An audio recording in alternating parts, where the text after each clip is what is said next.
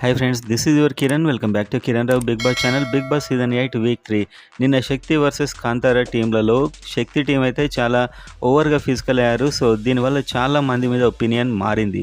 So మొత్తానికి bad అయిన వాళ్ళు మంచిగా అయ్యారు, మంచి వాళ్ళు కూడా బ్యాడ్ అయ్యే అవకాశం ఏర్పడింది. అండ్ నిఖిల్ దగ్గర ఉన్న రెడ్ ఎగ్ ఎవరికి ఇచ్చారు చూసే ముందు అయితే మీకు ఎవరు నచ్చుతున్నారు అనేది కామెంట్ చేయండి. ఆ కామెంట్స్లో చూద్దాం ఎవరు ఎక్కువగా వస్తుందో. అండ్ వీడియోని లైక్ చేసి సబ్స్క్రైబ్ చేసుకోండి. ఎర్లీ అప్డేట్, ఎలిమినేషన్, నామినేషన్ అన్ని ఎర్లీగా ఉంటాయి. అండ్ ఒక వీడియోలోకి వెళ్ళి చూద్దాం. ఫ్యాన్ బేస్లో అయితే విష్ణుప్రియ టాప్లో ఉంది 23%తోని. సో క్రమంగా ఫ్యాన్ బేస్ అయితే కాస్త తగ్గింది. నిన్న టాస్క్లో ఆ టీంలో ఉన్న ఎఫెక్ట్ ఏంటో ఈమె కూడా కాస్త ఓవర్గా ఆడింది అనిపించింది. సో మొత్తానికి తన్నడం అండ్ ఆ విధంగా చేయడం అయితే కొన్నిసార్లు విష్ణుప్రియ ఫస్ట్ టైం బ్యాడ్గా అనిపించింది. నాకే కాదు చాలామందికి కూడా అనిపించి ఉంటుంది. సో ఫ్యాన్స్ అయితే ఎప్పుడు సపోర్ట్ చేస్తూ ఉంటారు, కాకపోతే అనిపించిన విధంగా చెప్పుకోవాలి. కాబట్టి నిన్న విష్ణుప్రియ నచ్చలేదట. అండ్ నెక్స్ట్ చూస్తే మణికంఠ. సో తన రేంజ్కి తను పోరాడాడు. నేనైతే పృథ్వీకి కూడా టఫ్ ఇద్దామని ట్రై చేశాడు. సో తన శక్తి మేరకు తను పోరాడాడు. సో చాలా బెటర్ అనిపించాడు వీళ్ళ చీఫ్ అబ్బాయి కంటే. సో 17-18తోనే ఇతడు వస్తున్నాడు ఇప్పటివరకు అయితే. నెంబర్ 2లో ప్రేరణ. సో నిన్నటి ఎపిసోడ్లో అత్యధికంగా లాభపడిందంటే ప్రేరణ.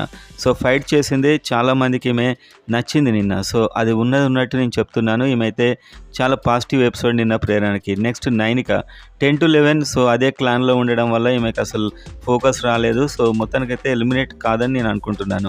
నెక్స్ట్ పృథ్వీ. సో పృథ్వీ అయితే ఆ టీం మొత్తానికి మాత్రం చాలా దారుణంగా ఆడాడు. సో గేమ్ ఆల్రెడీ వాళ్ళు ఓడిపోయే స్టేజ్లో ఉన్నారు. వాళ్ళ దగ్గర 20 eggs కూడా లేవు. వీళ్ళ అగ్రెషన్ ఇదంతా కూడా చాలా ఓవర్. ఎందుకంటే వాళ్ళు టఫ్ ఇచ్చే పరిస్థితి లేదు. వాళ్ళలో మేల్ ఎవరు ఆడట్లేదు, ఇద్దరు అమ్మాయిలే పోరాడుతున్నారు. అయినా కూడా వీళ్ళు చాలా ఓవర్ చేశారు. దానికి మెయిన్ లీడర్ పృథ్వీ. నెక్స్ట్ చూస్తే సీత 9-10. సో సీత కూడా ఎక్కువ ఫోకస్ రావట్లేదు గేమ్లో, సంథింగ్ మిస్సింగ్. సో మొత్తానికైతే ఆ క్లాన్కి వెళ్ళడమే ఆమెకు డిసడ్వాంటేజ్. నెక్స్ట్ యష్మి.